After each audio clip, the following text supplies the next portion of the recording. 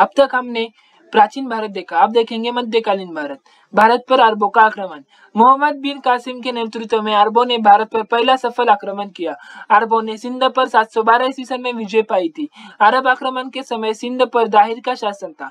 भारत पर अरब वासियों के आक्रमण का मुख्य उद्देश्य धन दौलत लूटना तथा इस्लाम धर्म का प्रचार प्रसार करना था। महमूद गजनी अलप्तगिन नामक एक तुर्क सरदार गजनी साम्राज्य का संस्थापक था। अलप्तगिन का गुलाम तथा दामाद सुबुक्तगिन था। महमूद गजनी सुबुक्तगिन का पुत्र था। अपने पिता के काल में गजनी खुरासान का शासक था। महमूद गजनी 27 वर्ष के अवस्था में 997 ईस्वी सन में गद्दी पर बैठा। बगदाद का खलीफा अल अदीर बिल्ला ने महमूद गजनी के पद को मान्यता प्रदान करते हुए उसे यमीन उद दौला तथा यमीन उल मिल्लाह की उपाधि दी। महमूद गजनी ने भारत पर 17 बार आक्रमण किया। महमूद गजनी ने भारत पर पहला आक्रमण 1001 ईस्वी सन में किया था। यह आक्रमण शाही राजा जयपाल के विरुद्ध था। इसमें जयपाल की पराजय हुई थी। महमूद गजनी का 1008 ईस्वी सन में नगरकोट के विरुद्ध हमले में मूर्तिवाद के विरुद्ध पहली महत्वपूर्ण जीत बताई जाती है। महमूद गजनी के थानसर में चक्र स्वामीन की कास्ते निर्मित आकदवन की प्रतिमा को गजनी भेजकर रंगभूमि में रखवाया। महमूद गजनी का सबसे चर्चित आक्रमण 1024 ईस्वी सन में सोमनाथ मंदिर यानी कि सौराष्ट्र पर हुआ। इस मंदिर की लूट में उसे करीब 20 लाख दिनार की संपत्ति हाथ लगी।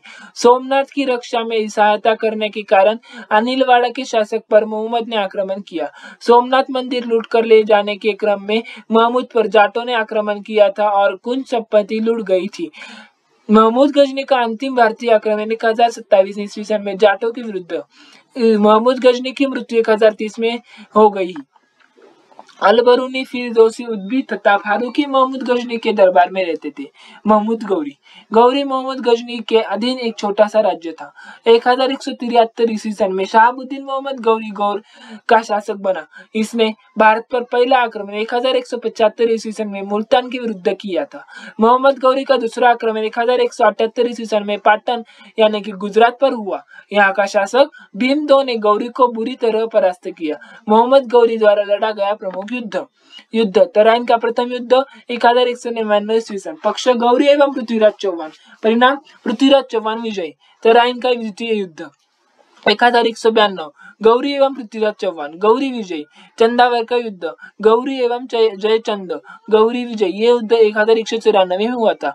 मोहम्मद गौरी भारत के विजित प्रदेशों पर शासन का भार अपने गुलाम सेनापतियों के संपत्तियों पर हुई गजनी लौट गया।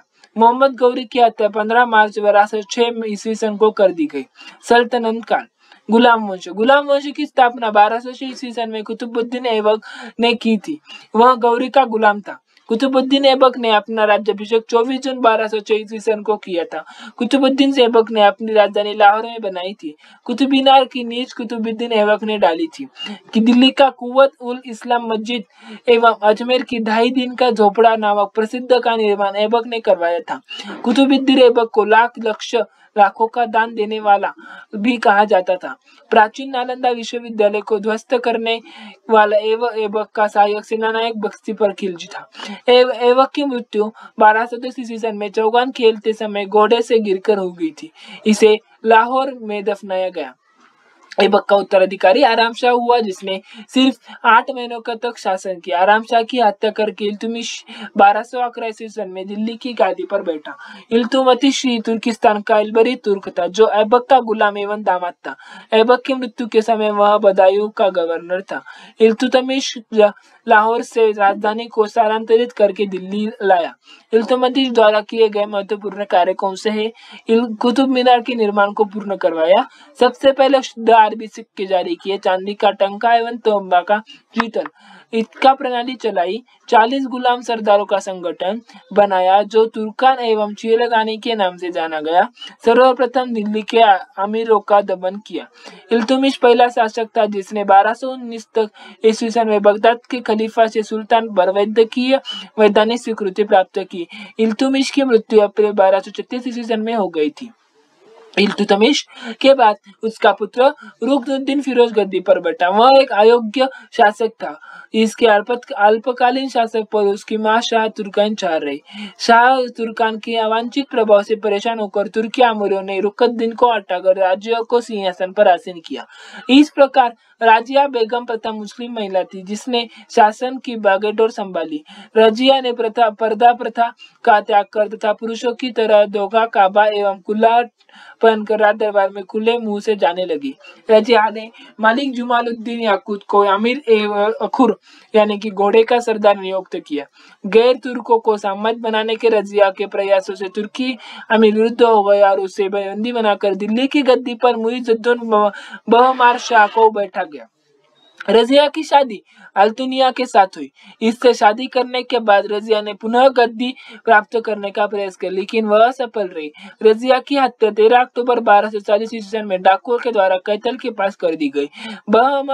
बहराम शाह को बंदी बनाकर उसकी हत्या में 1242 ईस्वी में कर दी गई। बहमार शाह के बाद दिल्ली का सुल्तान अलाउद्दीन मसूद शाह 1242 ईस्वी में बना। बलबन ने षड्यंत्र के द्वारा 1246 में ईस्वी सन अलाउद्दीन मसूद शाह को सुल्तान के पद से हटाकर नसरुद्दीन मोहम्मद को सुल्तान बनाया। नसरुद्दीन मोहम्मद ऐसा सुल्तान था जो टोपी सीखकर अपना जीवन निर्वाह करता था। बलबन ने अपनी पुत्री विवाह नसरुद्दीन मोहम्मद के साथ किया। बलबन का वास्तविक नाम था बहाउद्दीन था। उस इल्तुतमिश का गुलाम था। तुर्कान एवं चिरकाली का विनाश बलबन ने किया। बलबन 1266 ईस्वी में गियासुद्दीन बलबन के नाम से दिल्ली की गद्दी पर बैठा। यह मंगोलों के आक्रमण से दिल्ली की रक्षा करने में सफल रहा। राज दरबार में सिजदा एवं प्रवेशों के प्रथा की शुरुआत बलबन ने की थी। बलबन ने फारसी रीति रिवाज पर आधारित नवरोज उत्सव को प्रारंभ करवाया। अपने विरोधियों को प्रति बलबन ने कठोर लौह एवं रक्त की नीति पालन किया। नसरुद्दीन मोहम्मद ने बलबन को उलूम खां की उपाधि प्रदान की। बलबन के दरबार में फारसी के प्रसिद्ध कवि आमिर खुसरो एवं आमिर हसन रहते थे। गुलाम वंश का अंतिम शासक शमुद्दीन कैमूर था। खिलजी वंश 1290 से 1320 ईस्वी सन।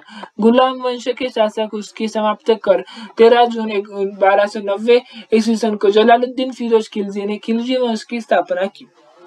इसे खिलकोरे की अपनी राजधानी बनाया। जलालुद्दीन की हत्या 1296 ईस्वी सन में उसके भतीजा एवं दामाद अलाउद्दीन खिलजी ने कड़ामालीपुर में कर दी। 22 अक्टूबर 1296 में अलाउद्दीन दिल्ली का सुल्तान बना। अलाउद्दीन के बचपन का नाम अली तथा गुर शम्स था। आमिर खुसरो का मूल नाम मोहम्मद हसन था। उसका जन्म पटियाली में 1253 ईस्वी सन में हुआ था। खुसरो प्रसिद्ध सूफी संत शेख निजामुद्दीन औलिया के शिष्य थे। वह बलबन से लेकर मोहम्मद तुगलक तक दिल्ली सुल्तानों के दरबार में रहे। इन्हें तृतीय हिंद यानी कि भारत का तोता के नाम से भी जाना जाता है।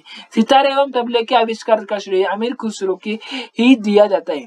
अलाउद्दीन खिलजी ने सेना को नगद वेतन देने एवं स्थानीय सेना की नींव रखी। दिल्ली के शासकों में अलाउद्दीन खिलजी के पास सबसे विशाल स्थायी थी। घोड़ा दागने एवं सैनिकों का हुलिया लिखने की प्रथा की शुरुआत अलाउद्दीन खिलजी ने की। अलाउद्दीन की बुरास्वर की दर को बढ़ाकर उपज का 101 आधा भाग कर दिया। इसने खस्म में लुटने का हिस्सा 1/4 भाग का स्थान पर भाग कर दिया। इसने व्यापारियों में बेईमानी रोकने के लिए कम से कम तोलने वाले व्यक्ति के शरीर से मांस काट लेने का आदेश दिया। इसने अपने शासनकाल में मूल्य नियंत्रण प्रणाली को दृढ़ता से लागू किया। दक्षिण भारत की विजय के लिए अलाउद्दीन ने मालिक काफूर को भेजा। जयमेज खाना मस्जिद, अलाई दरवाजा की सीरी का किला तथा 1000 खंबा महल का निर्माण अलाउद्दीन खिलजी ने करवाया था। दैवीय अधिकार के सिद्धांत को अलाउद्दीन ने चलाया था। बाजार नियंत्रण करने के लिए अलाउद्दीन खिलजी बनाए जाने वाले नवीन पद दीवाने रियासत, यह व्यापारियों को पर नियंत्रण रखाता था। यह बाजार नियंत्रण की पूरी व्यवस्था का संचालन करता था। शहनाई मंडी, प्रत्येक बाजार में बाजार का अधीक्षक था। बरीद, बाजार में अंदर घूमकर बाजार का निरीक्षण करता था। मुन हियान व गुप्तचर, गुप्त सूचना प्राप्त करता था। सिकंदर सानी की उपाधि के से स्वयं को अलाउद्दीन खिलजी ने विभूषित किया। अलाउद्दीन ने मलिक याकूब को दीवान रियासत नियुक्त किया। अलाउद्दीन द्वारा नियुक्त परवाना नवीस नामक अधिकारी वस्तुओं की परमिट जारी करता। शहना ए मंडी यहाँ खाद्यान्नों को बिक्री हेतु लाया था। सराय अदल यहाँ वस्त्र, शक्कर, जड़ी बूटी, मेवा, दीपक, तेल एवं अन्य निर्मित वस्तुएं बिकने के लिए लाई थी। अलाउद्दीन खिलजी की आर्थिक नीति का व्यापक जानकारी जियाउद्दीन बरनी की कृति तारीखे फिरोजशाही से मिलती थी।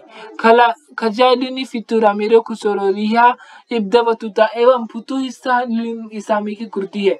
मूल्य नियंत्रण को सफल बनाने में मुहतसिबी एवं नजीर की महत्वपूर्ण भूमिका थी।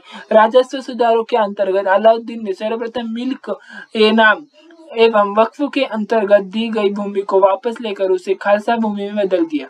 अलाउद्दीन खिलजी के द्वारा लगाए जाने वाले दो नए कर थे, चराई कर और दूसरा गड़ी कर। चराई कर क्या था? दुधारू पशुओं पर लगाया जाने वाला। गड़ी कर घरों एवं झोपड़ों पर लगाया जाता था। अलाउद्दीन खिलजी की मृत्यु 5 जनवरी 1316 ईस्वी में हो गई। कुतुबुद्दीन मुबारक खिलजी 1316 ईस्वी को दिल्ली की सिंहासन पर बैठा। इसे नग्न स्त्री पुरुष की संगत पसंद थी। मुबारक खिलजी कभी कभी राज दरबार में स्त्रियों का वस्त्र पहनकर आ जाता था। बरनी के अनुसार मुबारक कभी कभी नग्न होकर दरबारों के बीच चौड़ा करता था। मुबारक खान ने खलीफा की उपाधि धारण की थी। मुबारक के वजीर खुसरो ने 15 अप्रैल 1320 की ईस्वी को इसकी हत्या कर दी और स्वयं दिल्ली के सिंहासन पर बैठा। खुसरो खान ने पैगंबर की सेनापति की उपाधि धारण की। इस वीडियो में इतना ही। धन्यवाद। मेरे चैनल को लाइक और सब्सक्राइब जरूर कीजिए।